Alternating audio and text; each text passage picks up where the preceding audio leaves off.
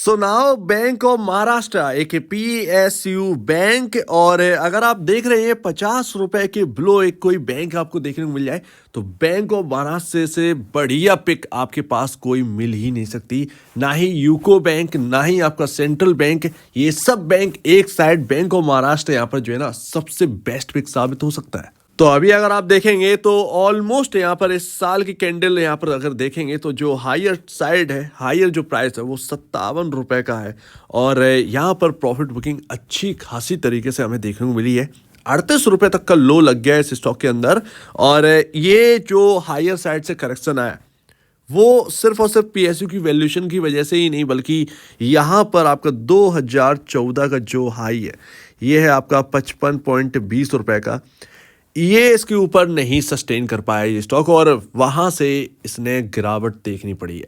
तो अभी यहाँ पर ना वैल्यूएशन वाइज अगर आप चेक करेंगे तो आपको यूको बैंक, सेंट्रल बैंक और इन सब की वैल्यूएशन इतनी हाई लगती है कि एक बार लेने में, खरीद कर रखने में एक डाउट लगता है।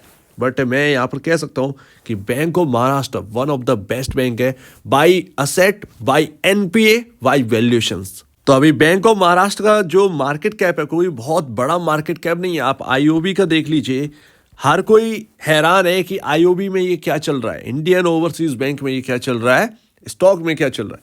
बट आपको कुछ भी यहाँ पर जो है गलत देखने को नहीं मिलता है। बैंक ऑफ महाराष्ट्र की जो वैल्यूएशन है वो 33,360 करोड़ का मार्केट कैप है, जो कि इन सबके कंपैरिजन काफी छोटा मार्केट कैप है। और एक सबसे बढ़िया बात और सबसे अनूठी बात जो है ना वो है यहाँ पर आपका पी रेशियो इस स्टॉक का 9.75 के पी मल्टीपल पर वर्क कर रहा है ये स्टॉक। और यहाँ पर आपका जो इंडस्ट्री पी है वो 8.94 का है। बहुत सारे लोगों को कंप्लेन है कि PSU ज्यादातर बैंक्स जो है जो 50 रुपए के अंडर वर्क कर रहे हैं उनका जो इंडस्ट्री पी है उससे 3 से 4 गुना ऊपर वो वर्क कर रहे हैं। तो ये कैसी बातें चल रही हैं मार्केट के अंदर, अंधा तेजी चल रही है कि हम अंधा तेजी में अंधा पैसा लगाकर यहाँ पर अंधे हो जाएं। एक सिंपल सी बात यहाँ पर ये समझ में आती है कि 36 के मल्टीपल पर अगर आपका स्टॉक काम कर रहा है तो ऐसा क्या उसमें हो गया है कि वो 36 के मल्टीपल पर है। क्या कोई नई बात आ गई है, क्या कुछ अलग यहाँ पर जो है आपने बिजनेस स्टार्ट कर दिया है जो कि सिर्फ आप ही कर सकते हैं, तो वो यहाँ पर आ जाता है। तो रिटेल फेवरेबल बहुत जगह पर आपको वैल्यूएशन नहीं दिखाई दे रही, बट बैंक ऑफ महाराष्ट्र में आपको अच्छी खासी वैल्यूएशन दिखाई दे रही है। एक और बात, यहाँ पर बुक वैल्यू देखिए 24.18 का बुक वैल्यू है। ऑलमोस्ट यहाँ पर जो है अगर आप देखें इस स्टॉक को तो डबल के आसपास का यहाँ पर जो है अपने बुक वैल्यू से ऊपर काम कर रहा है ये स्टॉक। तो अभी सभी को एक दायरे में लाकर कंपेयर करते हैं तो पी रेशो से शुरुआत करते हैं, ना कि प्रॉफिट आफ्टर टैक्स और इंटरेस्ट में बैंक ऑफ महाराष्ट्र बहुत अच्छा है, कोई दिक्कत की बात नहीं। Interest earn, profit after tax बराबर है, बेहतरीन है। तो अभी वैल्यूएशन वाइज ही हम कंपेयर कर रहे हैं तो अभी यूको बैंक जो है यहाँ पर 2023, ये सभी 2023 सितंबर के हिसाब से पी रेशियोज है डेली का यहाँ पर। तो अभी 26.30 के पी मल्टीपल में वो कर रहा है यूको बैंक का P ratio. Central bank of India 19.15, Punjab and Sind bank 25.69 के पी मल्टीपल में वो कर रहा है। अब यहाँ पर आपका बैंक ऑफ महाराष्ट्र 9.73 के पी मल्टीपल पर वर्क कर रहा है। तो सबसे पहली बात, आपको वैल्यूएशन वाइज बहुत ही अच्छा और बहुत ही सिंपल बैंक आपको देखने को मिल रहा है। NPA के हिसाब से, नेट NPA के हिसाब से आप देखेंगे तो आपकी आंखें जो है वो बिलीव नहीं करेंगी कि ऐसा है बैंक ऑफ महाराष्ट्र। दूसरी बात, हम रिटर्न ऑन इक्विटी देखते हैं, ROE कितना है देखिए। यहाँ पर यूको बैंक का जो ROE है वो 8.56 है आपका 2023 मार्च के हिसाब से ये सब कुछ। सेंट्रल बैंक ऑफ इंडिया 6.52 का ROE है percentage wise. Punjab and Sind bank का जो ROE है वो 9.62 है। बट बैंक ऑफ महाराष्ट्र का जो ROE है वो आपको देखने को मिलता है 19.42। अब यही तो बात है, हम इसीलिए कहते हैं स्टडी कर लीजिए, जब पैसा लगाएं तो स्टडी कर लीजिए, क्योंकि पैसा इंपॉर्टेंट नहीं रखता है, इंपॉर्टेंट होता है time.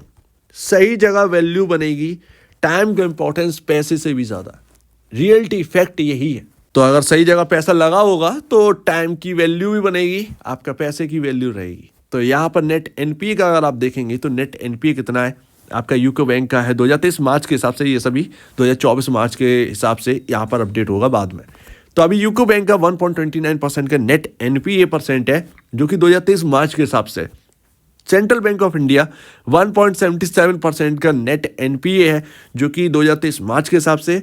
Punjab and Sind bank 1.84% का नेट एनपीए है, और बैंक ऑफ महाराष्ट्र यहाँ पर 0.25% का नेट एनपीए है। तो अब आपको कौन सी बैंक ज़्यादा बेहतर लग रही है? मुझे भी यहाँ पर जो है बिलीव नहीं हुआ कि 0.25 का, बट मैंने जब इंटरनली देखा तब यहाँ पर पता चला कि 4 साल से इतनी बुरी तरीके से नेट एनपीए गिरे हैं इनके, जो कि काबिल तारीफ है। वाकई में 0.25% का नेट एनपीए लेकर आना काबिल तारीफ है, इसीलिए बैंक ऑफ महाराष्ट्र ज़्यादा बेहतर लग रहा है हर महीने में। And NIM net interest margin कितना है? तो अभी देखिए यूको बैंक का 2.62% का नेट इंटरेस्ट मार्जिन है, सेंट्रल बैंक का 3.05% का नेट इंटरेस्ट मार्जिन है।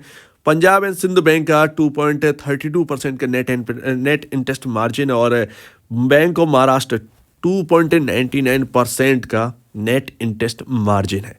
तो नेट इंटरेस्ट मार्जिन भी ठीक है, but central bank of India का थोड़ा सा एक्स्ट्रा नेट इंटरेस्ट मार्जिन है। तो बस इतना ही अंतर है, बट फिर भी जब इतनी सारी चीज़ें फेवरेबल हो तो नेट इंटरेस्ट मार्जिन में पॉइंट में अंतर है, तो इतना भी यहाँ पर चलता है। एंड सेकेंड लास्ट यहाँ पर आप देखेंगे CASA, current account saving account percentage wise, तो यहाँ पर यूको बैंक का आपको देखने को मिलेगा 36.79% का कासा, और सेंट्रल बैंक ऑफ इंडिया का 50.46% का कासा रेशियो। और यहाँ पर अगर आप देखेंगे पंजाब एंड सिंध बैंक का 33.59% का कासा है, और वहीं आपका बैंक ऑफ महाराष्ट्र 53.38% का कासा है।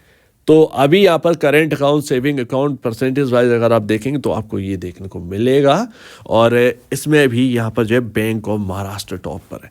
तो अभी आपको एक आई ओपनिंग यहाँ पर हो गई होगी कि भैया चल क्या रहा है, हमें कौन सा पीएसयू की तरफ ज़्यादा देखना चाहिए। मैं ये नहीं कह रहा हूँ कि यूको बैंक और सेंट्रल बैंक और पंजाब सिंध बैंक या आईओबी बहुत ख़राब है, बहुत ही गलत है भैया यहाँ पर, तो आप क्या कह रहे हो, ऐसा कुछ भी नहीं है। जब आप देखते हैं बैंक्स, तो बैंक का कामकाज स्ट्रांग है इन सभी बैंक्स का, बट हम होल्ड करते हैं क्या? स्टॉक को हम ओन करते हैं भैया, स्टॉक को होल्ड करते हैं। तो मेरा जो एक सीधा सीधा देखने का नजरिया तो वो अपने स्टॉक से होगा, भाई मेरी स्टॉक ही तो मेरी वैल्यू है। तो वो यहाँ पर ना, जब मुझे मेरे पास इतना महंगा रखा होगा जिसमें रिस्क अनाप शनाप है, तो मैं उधर की तरफ क्यों देखूंगा? बैंक ऑफ महाराष्ट्र एक सही वैल्यूएशन पर मिल रही है। अगर आप यहाँ पर देखें कि कुछ ज़्यादा एक्स्ट्रा क्वांटिटी भी अगर आप लेकर बैठ गए, तब भी ये जो वैल्यूएशन है वो आपसे ये कह रही है कि कितना गिरा लोगे। मैं तो इंडस्ट्री पी के आसपास तो मेरा पी रेशियो ही चल रहा है। ज़्यादा जो रिस्की है वो बाकी के स्टॉक्स हैं, जो कि यहाँ पर जो है पी मल्टीपल 3 गुना के ऊपर काम कर रहे हैं, पी मल्टीपल जिनकी इंडस्ट्री पी है, तो उधर ज़्यादा रिस्क है कंपेयर टू इधर। तो ये एक थोड़ा सा आपका फेवर में ज़्यादा जाएगा। तो जिसे भी पीएसयू बैंक्स अगर आप देख रहे हैं, जिन्हें हायर बैंक्स नहीं चाहिए, जैसे कि बैंक ऑफ इंडिया आपको नहीं चाहिए, बट बेहतरीन बैंक है एक्चुअली। अगर आपको 3 डिजिट वाले जो प्राइसेस हैं जिन स्टॉक्स के, बैंक के स्टॉक्स के, पीएसयू के, अगर आपको वो नहीं चाहिए, तो फिर कहीं ना कहीं आपको डबल डिजिट में 50 रुपए के अंडर में ये स्टॉक सबसे बेहतरीन नज़र आता है कहीं ना कहीं, हर पॉइंट ऑफ व्यू से। आपके सामने सारी चीज़ें, आप भी स्टडी करिए। एंड लास्ट यहाँ पर अगर आप देखेंगे तो पैटर्न बड़ा ही शानदार है, लेकिन खतरनाक भी है। मिडल पॉइंट यानी कि 46 रुपये, 46 रुपये बहुत ही इंपॉर्टेंट लेवल। अगर स्टॉक इन लेवल्स को होल्ड करता है, 46 रुपये के ऊपर ये स्टॉक अगर रहता है, डेफिनेटली कहीं ना कहीं सबसे पहले तो आपका पड़ाव जो है वो सीधी सी बात है यहाँ पर ऑलमोस्ट यहाँ पर सॉरी 52, एक्चुअल में 52 रुपये का इसने हाई लगाया। 2014 के लेवल अगर देखें, पता नहीं क्या हुआ है यहाँ पर, 54 तक के 52 रुपये की यहाँ पर जो है हाईएस्ट लेवल है। खैर ठीक है, थोड़ा सा कन्फ्यूज़न हो रहा है, ये 52 के ही हाई है मेरे ख्याल से। और यहाँ पर देखते हैं, तो अभी अगर ये 46 रुपये अगर होल्ड करता है, तो यहाँ पर ऑलमोस्ट 50 रुपये पहला आप मान के चलिए, 50 रुपये अगर तोड़कर चलता है ये स्टॉक तो 52 रुपये, और अगर एक बार 52 रुपये टूट गया, जो कि यहाँ पर ये लेवल है, तब तो फिर और हायर साइड स्टॉक को जाना ही है। तो यहाँ पर थोड़ी सी रुकावट है 50 और 52 रुपये पर, बट अगर यहाँ पर 46 रुपये होल्ड करता है, 46 बहुत ही इंपॉर्टेंट लेवल है, ₹46 अगर होल्ड करता है तो बहुत ही अच्छी बात होगी इस स्टॉक के लिए। 46 के ध्यान दीजिए, पैटर्न अच्छा खासा बन रहा है, रिटर्न भी यहाँ से अच्छे बन सकते हैं अगर यहाँ पर ₹46 होल्ड करता है ये स्टॉक तो अगर पीएसयू बैंक्स अगर आप देख रहे हैं कोई सस्ती, तो आपके सामने बैंक ऑफ महाराष्ट्र एक ऑप्शन है जो कि मैंने आपको बताया, तो आप इस पर स्टडी करिए। सो उम्मीद है आप इस बात को समझेंगे। आप क्या क्या कहना है इसके ऊपर कमेंट सेक्शन में कहिएगा और अब वीडियो देखने के लिए बहुत धन्यवाद दोस्तों।